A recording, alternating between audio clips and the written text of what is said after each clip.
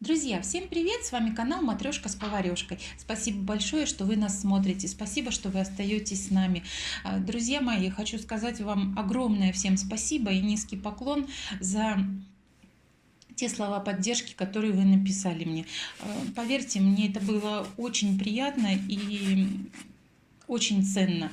И мне это было очень нужно. Спасибо вам огромное. Но больше не буду о грустном. Сегодня мы готовим пирог с мясом, как я его называю, для лентяев, для тех, кто не дружит совсем с тестом, ну или для занятых людей, или когда совсем некогда.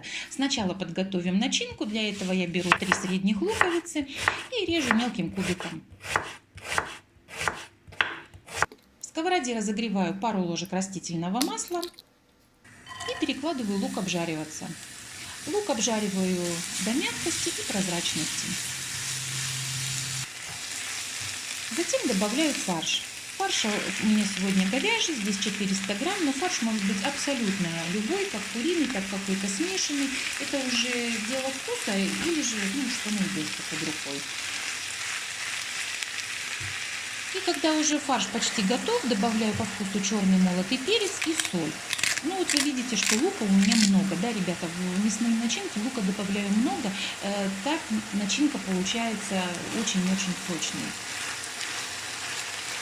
Все, начинки даем пока остыть, сами занимаемся тестом. Стол присыпаю мукой, беру готовое слоеное тесто, здесь 500 грамм, то есть 2 листа по 250 грамм. Каждый из листов раскатываю чуть потоньше.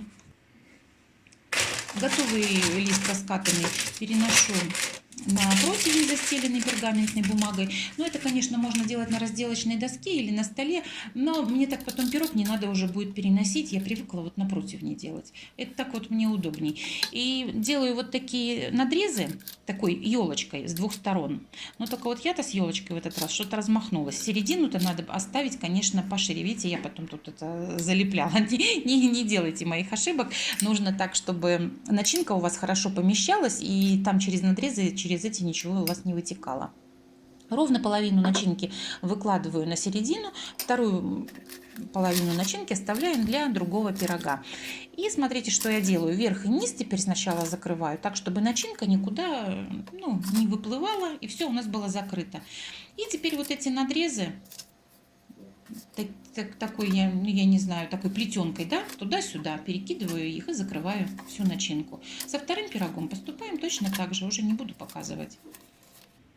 Затем взбитым яйцом смазываем каждый пирог, чтобы они у нас были румяные, блестящие и красивые. Если любите кунжут, можете посыпать еще сверху кунжутом. Я вот честно скажу, терпеть его не могу. Затем отправляем это все в духовку, разогретую до 180 градусов. На 30-35 минут. И все, и достаем красоту, друзья. Всем приятного аппетита, приятного вам чаепития. Спасибо большое, что вы меня дослушали, досмотрели. Друзья мои, я вам желаю крепкого здоровья. Ради Бога, не болейте. Всем удачи. И, как всегда, с вами Матрешка с поварешкой. Пока-пока.